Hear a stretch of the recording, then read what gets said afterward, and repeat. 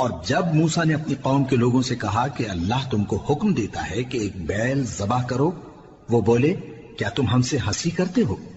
موسیٰ نے کہا کہ میں اللہ کی پناہ مانگتا ہوں کہ نادان بنوں۔ انہوں نے کہا کہ اپنے پروردگار سے التجا کیجئے کہ وہ ہمیں یہ بتائے کہ وہ بیل کس طرح کا ہو۔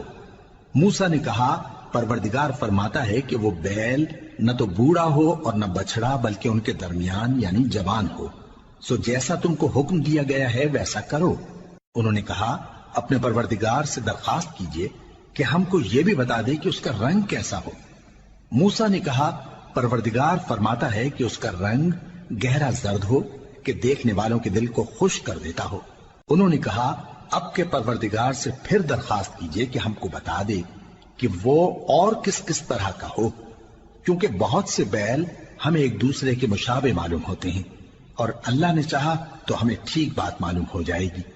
موسیٰ نے کہا کہ اللہ فرماتا ہے کہ وہ بیل کام میں لگا ہوا نہ ہو، نہ تو زمین جوتتا ہو اور نہ کھیتی کو پانی دیتا ہو، بے عیب ہو، اس میں کسی طرح کا داغ نہ ہو۔